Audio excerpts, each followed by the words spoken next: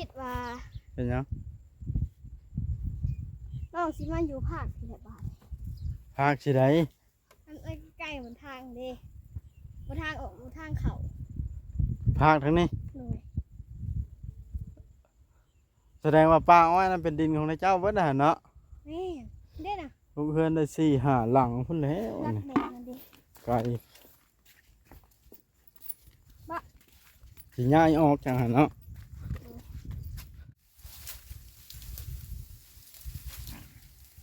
นี่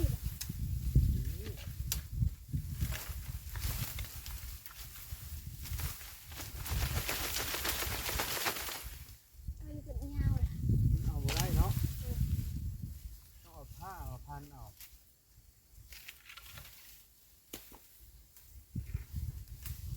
มาเสียมนะสิทับลงมานี่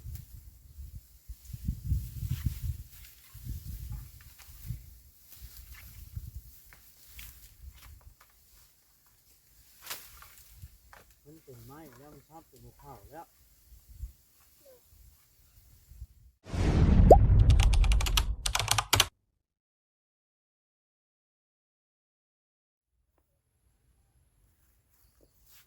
โดยพี่น้องสบายดีเด้อสบายดีพ่อแม่พี่น้อง FC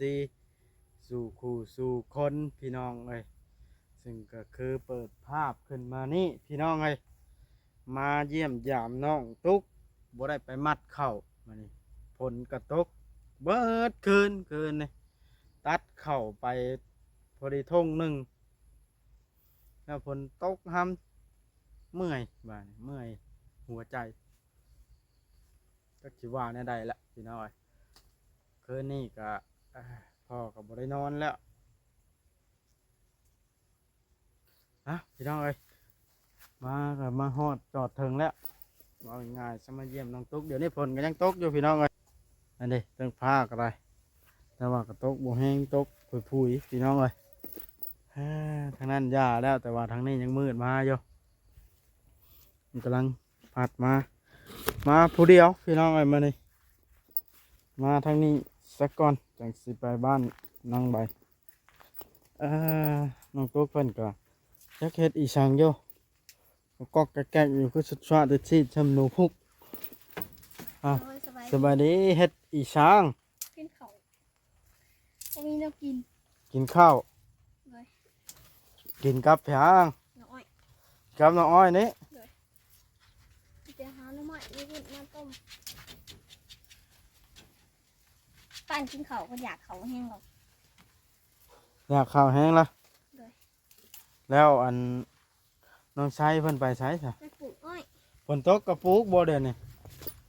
เมื่อคืนใบตกไปทาง ทางนี้บ่ได้ตกบ่ เลย อืมคือทางเปื้อนแท้สันดอกทางเข้ามานี่ ฝนตกเต็มวันตะแรง โอ้แห้งบ่ โดยเพื่อนพักเมื่อวาน น้องชายเห็นไหม โดย มันนี่ไปต่ออีก โดย อืม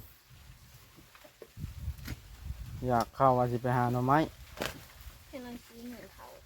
กินข้าวเย็นบ่เดี๋ยวนี้ โดยอุ่นเขาเยี่ยมเล่นมาเขา เออ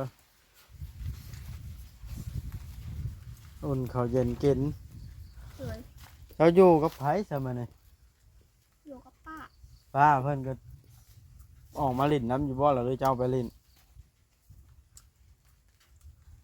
เพิ่นเป็นไข่ ป้าเจ้าอันไหน เลย เป็นไข้ เลย เจ้าไปหาหมอแล้วบ่ นั่งน้องก็เจ็บหัวอยู่ เป็นไข้ไปได้ไข้หวัดเปลี่ยนอากาศฝนตกดูนี่บ่ แม่ อืมเป็นอะไรไปกวดนะได้จากเดือนสรุปแล้วนะ หายเดือนเขา6 เดือน โอ้แม่นอยู่ซะเนาะเพิ่นว่า5 เดือนว่าเพิ่นว่าฮู้แล้วบ่เพศหยัง มียิง ได้สมใจเจ้าแล้วเด้ซะ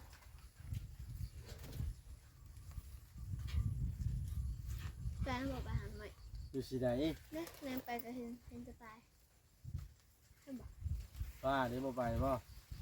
เจ้าบ่ชวนป้าน่ะไป ป้าเป็นเจ็บ จะ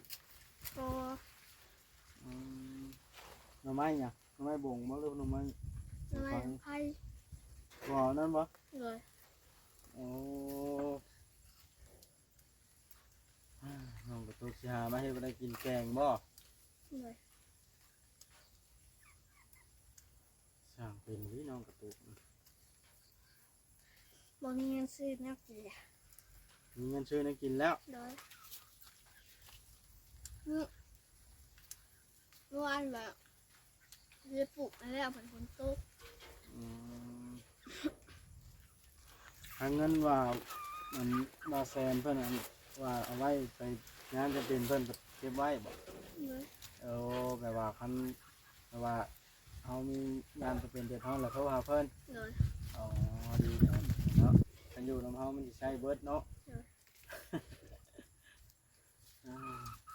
อ่าใช้เอาปลูกอ้อยมาได้ก็ใช้มื้อเท่าไรเราไปได้ เป็นไร เป็นไร่ก็ปลูกบ่แล้วเป็นไร่มันบ่ได้ มา เงิ วัน ดสวน เอ มา อ เรื่อยๆมา จักคนไปกัน 6-7 คน 6-7คนพวก เลย โอ้ปั่นกันมันสิเหลือผู้เท่าไรซะ โอ้หาที่บ้านนี้ก่อน เจ้าเข้ากับน้องอ้อยหาดึงเอาแถวนี้นี่บ่เลยนี่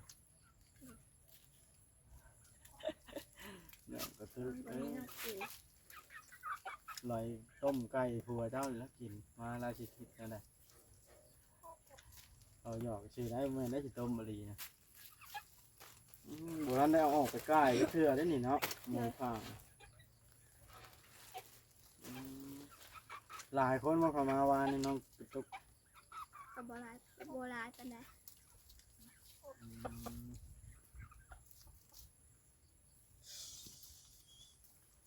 มึงแล้วเพิ่นเป็นใครตายกัน เป็นเป็นหากระเป็นมื้อนี้ โอ้แสดงว่าเป็นแต่คืนนี้มานี้เนาะ เลยน้องก็เจ็บหัว เจ้าก็เจ็บหัวมันเป็นไข้แล้วมันเจ้าก็ได้ เป็นตากแดดหลายจักตากแดดได้เมื่อวานนี้ซักเครื่อง ตากเครื่องตากแดด เลย โอ้ยบอกไปเลยสำนันหนึงก็ได้เป็นได้จะประกวดมาแล้วอาการคนน้อยกับบริดินกระดอบ่นอนรับสบาย เลย เพิ่นเอายามาให้กินอยู่บ่หรือบ่ได้กินหยัง บอพี่ไปผักท้องอยู่ เออ กินน้ำซื้อเอาไป ไปเก่าได้จ้ะ กินน้ำใด เก่ากินน้ำใด เลย เอาไปแก้เอาน้ำบ่ เลย อืม หมอเพิ่นบอกว่าให้กินน้ำใดเอา อันน้ำใดเอา โอ้ยกินน้ำซื้อ อ๋อเอาไปเลยน้องกระตุกกระดาษ ไปหายังไม่ใช่น้ำไม่ จะหาแนวมาใส่หน่อไม้ก่อนมาแล้วสิหนึ่งเข่าเลยบ่น้องเลยน้องกระตุกเพิ่นว่าสิพาหน่อไม้มาต้มกินกับข้าวน้องก็บ่ได้ซื้อหยังมาต้อนน้องซ้ำมานี่ จะอู้แบบยามเลย เดี๋ยวนี้ฮะ11 โมงป่าย เขาใครป้า ไปชวนเอาปลาไปนั่งสิไปปะลองชวนมึงดู ญาตินอน คือขายบ้านไว้ใช่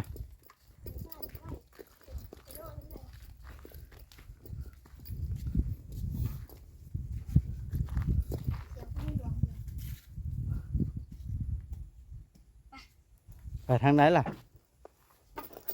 ภาคชวนอ้อยนะบ่เมื่อก่อนสิล็อกรถไว้ก่อนสินะ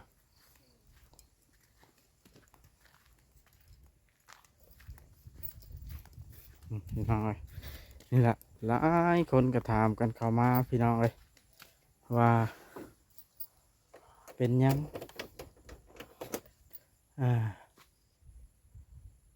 คือว่าให้น้องทุกออกมาอยู่มันโบแมนว่าให้ออกมาอยู่พี่น้องเอ้ยเป็นความสมัครใจของน้องเพิ่นเพราะว่าแต่ละคนไปอยู่นี่มันสิบทพ ผัดบ่อยากพายแต่พายหนึ่งต้องไปหั่นนะ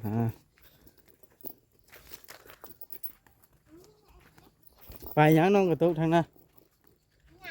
ไปย่างนำทางไปเลยเออ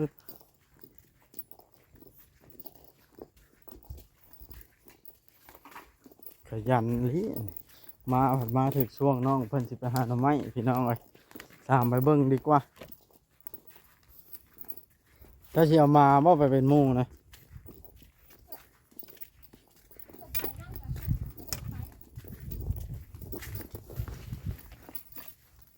บ่จิตบ่ได้มาจากมือแล้ว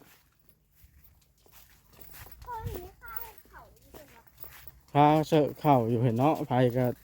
ข้าคู่คนเสอะเข่าน้องบ่จักแนวเฮ็ด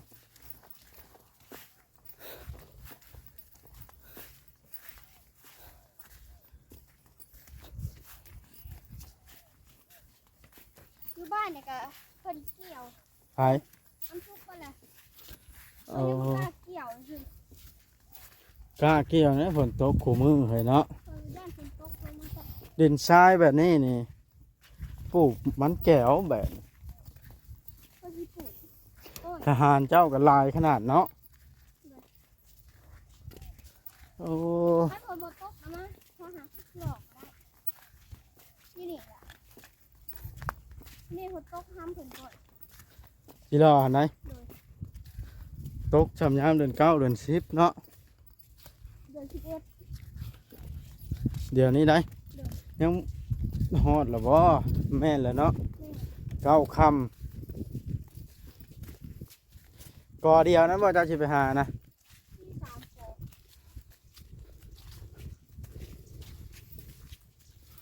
ก่อเดียวก็เรือกินแล้วสองผัวเมียท่าเจ้า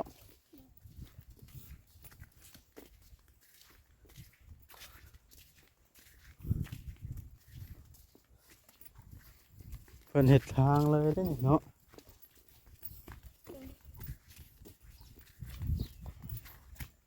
น้องคิดว่า เป็นหยัง น้องสิมาอยู่ภาคที่ไหนบ้าน ภาคสิได มันใกล้ๆบนทางเด้บนทางออกบนทางเขา ภาคทั้งนี้ หน่อย แสดงว่าป่าอ้อยนั่นเป็นดินของนายเจ้าเบิดน่ะเนาะ นี่เด้น่ะ ลูกเฮือนได้สี่ห้าหลังพุ่นแล้ว รัก นี่ แม่นั่นดิ ไกล บะ สิย้ายออกจังหั่นเนาะอ่า บ้าวมาสุดหนา เฮ็ดบ่ได้ บ้าวก็เขามาทางไหนแล้วเด้ จะง่ายบ่ทางเก่ามันเป็นอันใดคือมียานางอันนี้แถวนี้เนาะ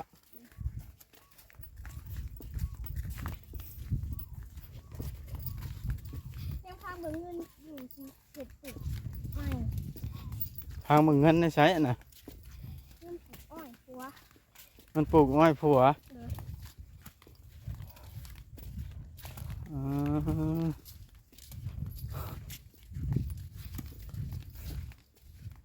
นี่เด็กก่อนหน่อไม้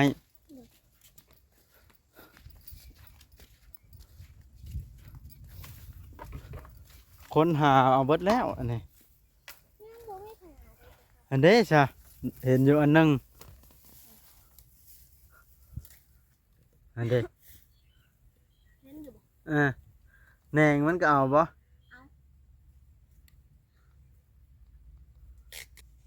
พอเห็นอยู่สองอัน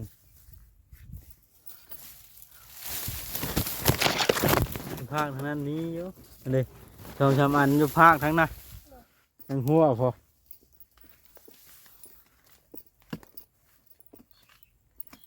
หาซ้ำเอาแล้วก็เอาก่อไม้พอแกงอยู่แล้วเนาะสองสามก่ออืม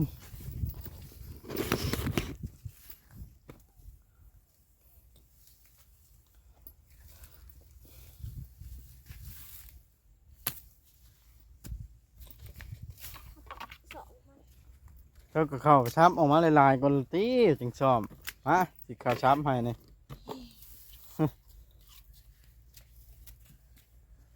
นี่สิ นายเหลือ เด้ตัวนี้น้ำเอาเนาะ โดย อยู่ข้างในนี่ฮะ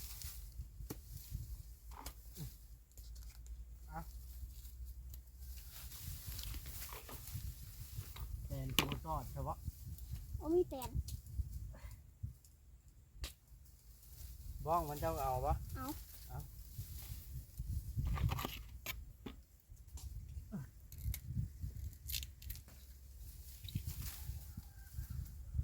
ก่อนนี่มันมีหลายก่อนนี่ อื เนาะ ม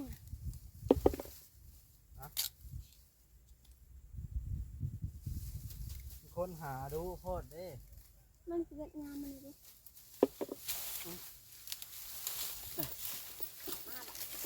พวกไปเอากอกลางนั้นผมจะมี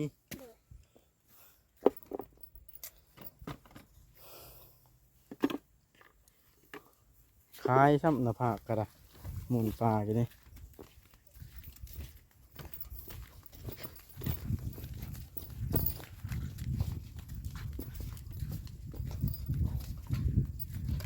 เอา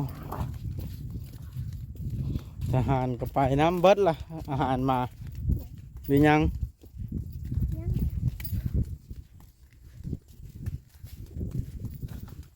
ไปเย็ดกับปลามาที่นี่แล้วก่อน มันเขาน้องติ๊กน้องตุ๊กอยู่เนาะเด้ตัวมันใหญ่สองชามอันแห้งได้หลายแล้วน้องกระตุก ยาวโคตร โว้ยก็สิเป็นยาวพอจิเถื่อ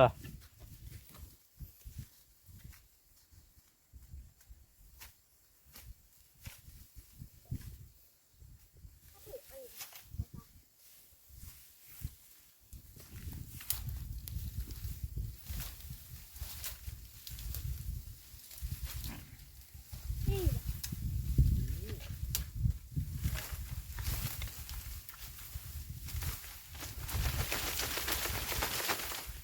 อันนี้เป็นยาวเลย เอาบ่ได้เนาะต้องเอาผ้าเอาพันเอา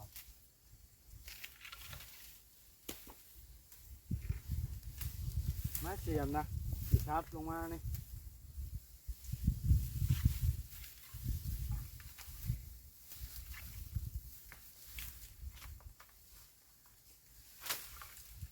มันเป็นไม้แล้วมันชอบเป็นมะพร้าวแล้ว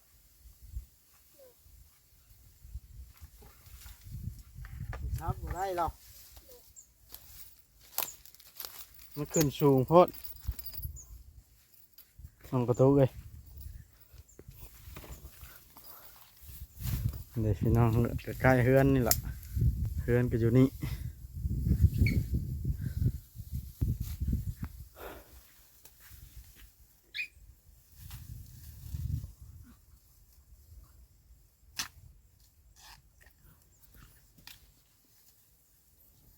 มีอยู่วะตัวนี้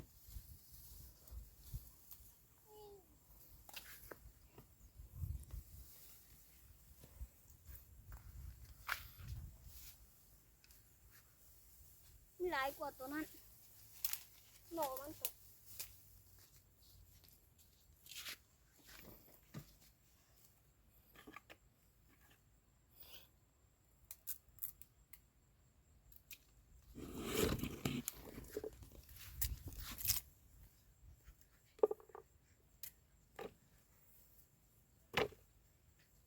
พอแล้วเอามาปอกอยู่เฮือนยาวก็ได้ ถ้าปลายมันถิ่มมันจะง่ายไปก่อน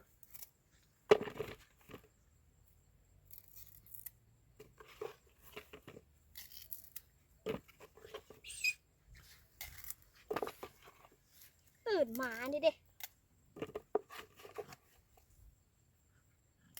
มันหมักหยอกอะไรเด้เป็นมาคนละเถื่อน้ำนองนะ มานี่ แม่น้องเกิมมาไหลขุบเนาะบัดเขานั้น แมวนะหรือหมา มา เจ้าชีไปเฮ็ดอะไรกินนี่แกงว่าหรือต้ม แกง เอาอย่านางเมื่อพร้อมแล้วท่านแกง เพราะอะไรท ทำไมนะบ่เอาว่าก่อนนะ ำทานมันหลบ ยันดินล่ม ปัญหากระไถเมื่อวานนี่เด้ นี่ขึ้นสูงแล้วไปเมื่อสนะพอแกงแล้วเจ้ากินจะน้อยอีกคนหนึ่งเนาะ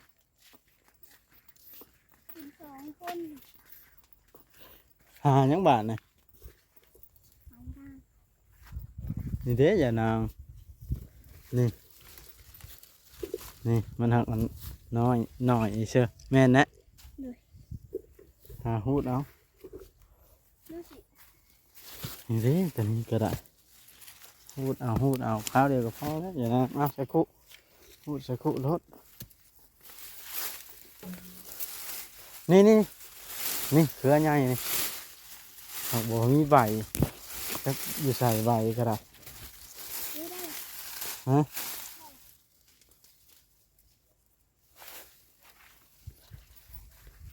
ตกนี้ได้ หาปิดเอาแถวนี้คนเอาเนาะมันเหลือแต่เครือคนมาหูดเอา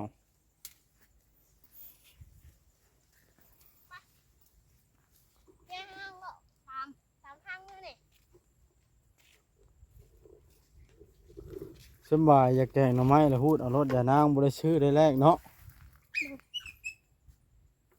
ยัง มันอยากมีน้ มาเบิ่งวิธีน้องตุ๊กแกงหน่อไม้พี่น้องไอ้บ้านนะเพิ่นสิเฮ็ดจังไดดังไผจังไดเพิ่นบ่มีแนวกินเพิ่นสิกินกับข้าวเพิ่นว่าหน่อไม้ก็ได้กินหน่ออ้อยแกงหน่ออ้อยแห้งแซ่บ ำ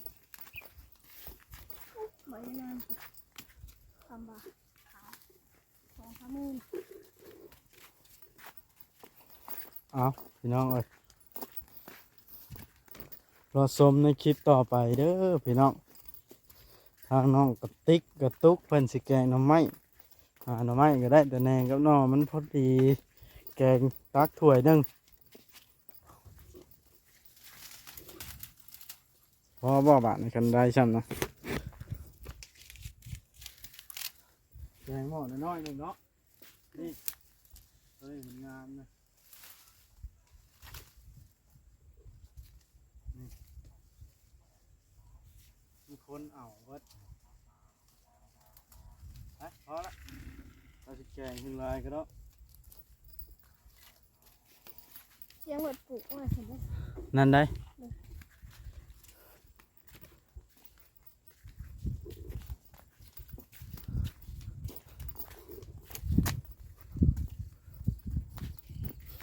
อ๋อพี่น้องเลยอันเด็เมื่อกันสิฮอดเทือนแล้วสิได้จบคลิปลงก่อนรอเบิ่งน้องกระตุกสิแกงหน่อไม้จังใดเป็นหรือบ่พี่น้องเอ้ยนี่ก็คือใบยานางนี่พี่น้องมันมีทั่วไปที่ว่าเพิ่นแกงหน่อไม้นะน้องกระตุก เคยปลูกมันเกิดตาม เอ้า ไม่ได้ปลูกมัน หลายอยู่เนาะมันก็ได้ยาว ไปพอแล้ว เหลือเพื่อแล้วนี่สิได้จบคลิปลงซ้ำนี้ละพี่น้องเอ้ย